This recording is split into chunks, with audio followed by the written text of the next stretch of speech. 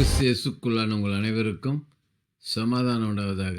இன்றைய தியானத்திற்காக எடுத்துக்கொள்ளப்பட்ட வேத வசனம் எபேசியர் 5:8.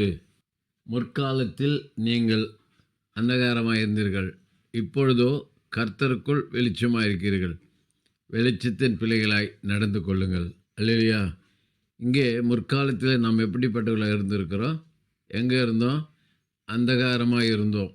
அந்தகாரம் சொல்லும்போது கும் இருட்டு. 6 மணி நேரம் முதல் 9 மணி நேரம் வரைக்கும் பூமிக்கும் ஒரே அந்தகாரம் உண்டாயிற்று.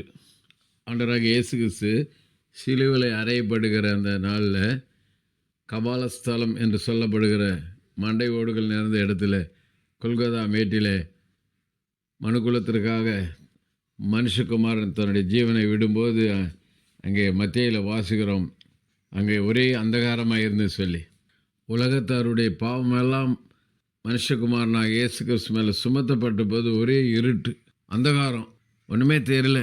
அதாவது எகிப்தில் 10 வாதில் ஒன்று காரியர்கள் உண்டானது, அது மாதிரி ஒருத்தர் பார்க்க முடியாத இருட்டு. கதறாரு, என் தேவனே என் தேவனே ஏன் என்னை கைவிட்டீர்? காரணம் அந்தகாரம். அந்தகாரம் எப்படி வந்தது? பாவத்தினால.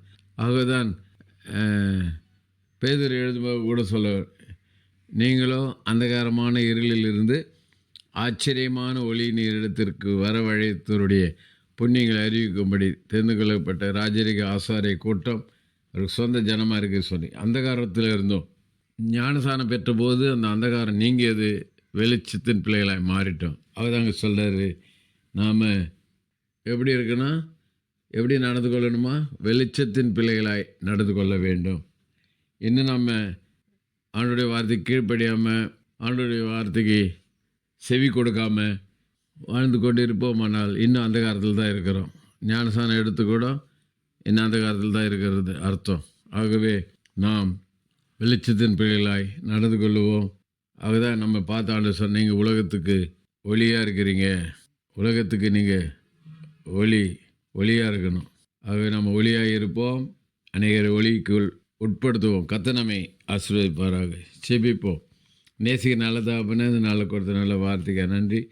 வெளிச்சத்தின் பிள்ளைகளாய் ஒவ்வொரு நாள் நாங்கள் வாழ்ந்து அந்தகாரத்தை உதறி தள்ளிவிட்டு வாழ உதவிச்சு இயேசுவின் நாமத்தில் ஜெபிக்கிறோம் நல்ல பிதாவே, ஆமேன். நம்முடைய கர்த்தரும் ரட்சிகருமாகிய இயேசு கிறிஸ்துவின் கிருபையிலும் அவரை அறிகிற அறிவில் வளருங்கள். அவருக்கு இப்பொழுதும் என்னென்றைக்கு மகிமை உண்டாவதாக. நம்முடைய கர்த்தராகிய இயேசு கிறிஸ்துவின் கிருபை உங்கள் அனைவரோடு கூட இருப்பதாக. ஆமேன், ஆமேன், ஆமேன்.